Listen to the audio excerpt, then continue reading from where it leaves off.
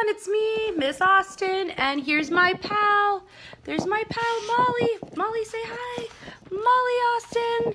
And last time we were reading, we introduced August, and we know that he's starting 5th grade and he's nervous about 5th grade. He's never been to school before. His mom has always homeschooled him, and he wants to go to school, but he's just a little bit nervous because he has a difference in his face than most people or children have. So he's nervous as how are the kids going to accept him being a little bit different than everybody else. So he's slightly nervous. So he doesn't have many friends. We introduced a few of his friends. He doesn't have many. So he's very nervous. How's this gonna work? Is he gonna like school? Is it, should he be at home? So we are gonna continue with reading part 1, August, which is told from the point of view of August, and we are going to read Christopher's house. I was really bummed when Christopher moved away 3 years ago. We were both around 7 then. We used to spend hours playing with Star Wars action figures and dueling with our lightsabers. I miss that. Last spring, we drove over to Christopher's house in Bridgeport. Me and Christopher were looking for snacks in the kitchen, and I heard Mom talking to Lisa, Christopher's mom, about my going to school in the fall. I had never, ever heard her mention school before. "What are you talking about?" I said. Mom looked surprised, like she hadn't meant for me to hear that. "You should tell him what you've been thinking, Isabel," Dad said. He was on the other side of the living room talking to Christopher's dad. "We should talk about this later," said Mom. "No, I want to know what you're talking about," I answered. "Don't you think you're ready for school, Augie?" Mom said. "No," I said. "I don't either," said Dad. "Then that's it. Case closed," I said, shrugging, and I sat in her lap like I was a baby. "I just think you need to learn more than I can teach you," Mom said. "I mean, come on, Augie. You know how bad I am at fractions." "Ooh, fractions." "What? School?" I said. Already felt like crying. "Beecher prepped, right by us." "Wow, that's a great school," Augie said, Lisa, patting my knee. "Why not Via's school?" I said. "That's too big," Mom answered. "I don't think that would be a good fit for you."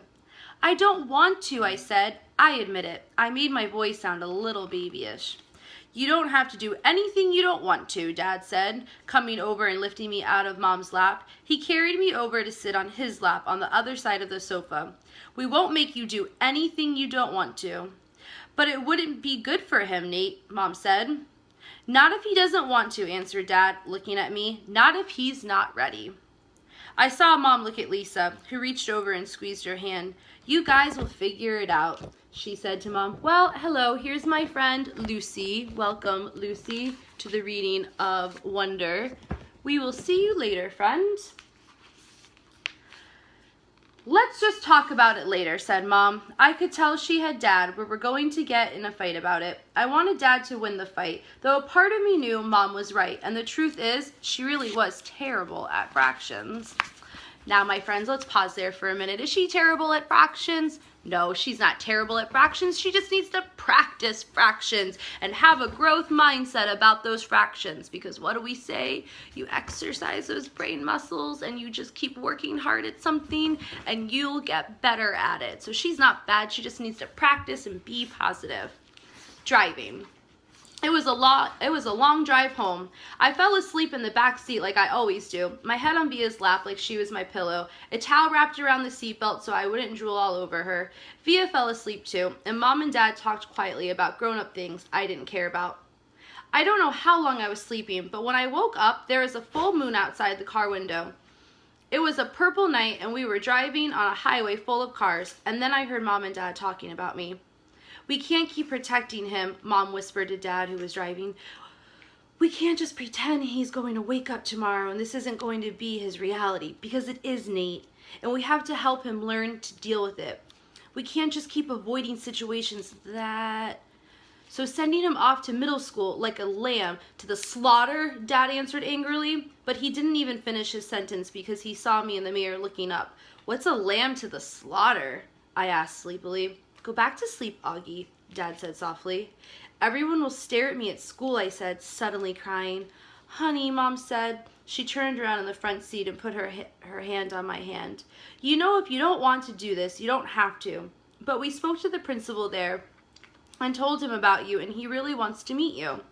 What did you tell him about me? How funny you are, how kind and smart. When I told him you read Dragon Rider when you were 6, he was like, wow, I have to meet this kid.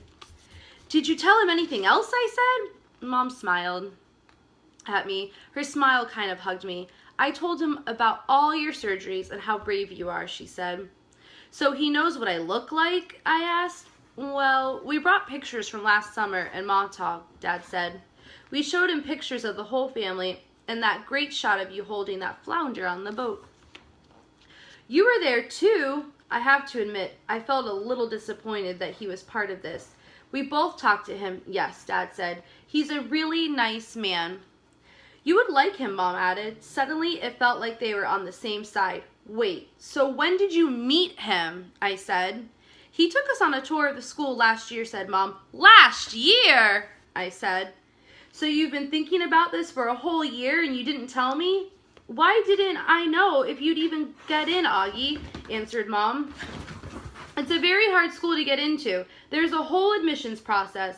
I didn't see the point in telling you and having you get all worked up about it unnecessarily. But you're right, Augie. We should have told you when we found out last month that you got in, said Dad. In hindsight, said Mom, yes, I guess. Did that lady who came to the house that time have something to do with this? I said. The one that gave me that test? Yes, actually, said Mom, looking quietly. Yes. You told me it was an IQ test, I said. I know. Well, that was a white lie, she answered. It was a test you needed to take to get into the school. You did very well on it, by the way. So you lied, I said. A white lie, but yes. Sorry, she said, trying to smile. But when I didn't smile back, she turned around in her seat and faced forward. What's a lamb to slaughter, I said. Mom sighed and gave Dad a look. I shouldn't have said that, Dad said, looking at me in the rearview mirror.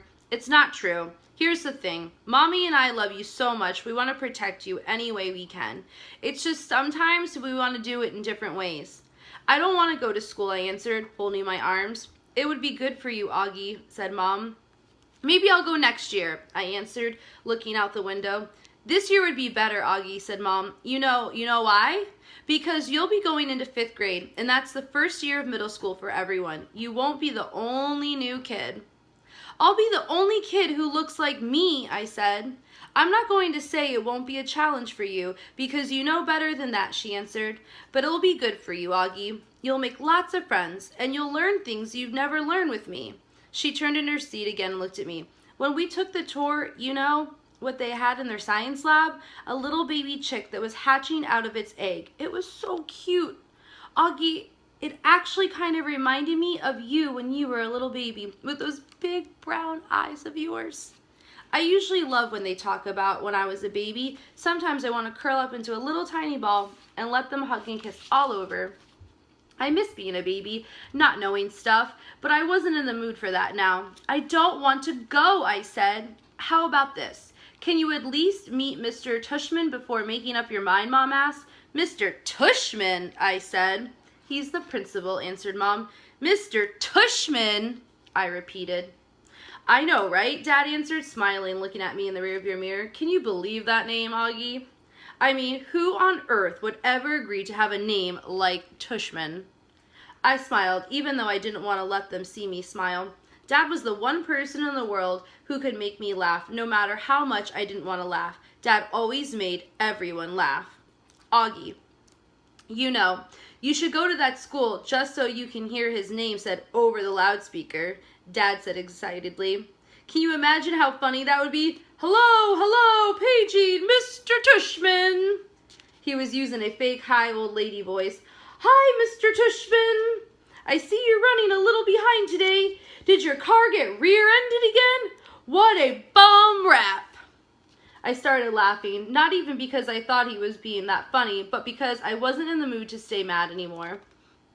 It could be worse, though, Dad continued in his normal voice. Mommy and I had a professor in college called Miss Butt. Mom was laughing now, too. Is that for real? I said. Roberta Butt, Mom answered, raising her hand as if to swear. Bobby Butt. She had huge cheeks, said Dad. Nate, said Mom. What? She had big cheeks is all I'm saying. Mom laughed and shook her head at the same time. Hey, I know, said Dad excitedly. Let's fix them up on a blind date. Can you imagine Miss Butt and meets Mr. Tushman? Mr. Tushman, here's Miss Butt. They could get married and have a bunch of little tushies. Poor Mr. Tushman, answered Mom, shaking her head. Augie hasn't even met the man yet, Nate. Who's Mr. Tushman? Via groggily said. She had just woken up. He's the principal of my new school, I answered. So we will pause there, and next time we will start reading Paging Mr. Tushman. So what do you think? We know that Augie is nervous. Do you think his parents were right to look into the school and not tell him? Were they just protecting him? Should they had included him in the decision? What about you? What would you have done if Mom and Dad didn't tell you? Would you understand that they were doing the best thing for you? Or would you be like, hey, I wish I could have gone to the school and seen where I'm going? What kind of advice would you give Augie about getting ready for school? What would you tell him about getting ready to go to a new school? So I look forward to hearing from you. And if you write me 2 sentences about what I read today or how you liked what I read today and bring it in, I will have a special treat waiting for you at school. So see you guys tomorrow. Say bye, Molly Austin. Bye, kids. Bye. Oh, I think she wanted to wave. She wanted to give a camera kiss. Bye-bye.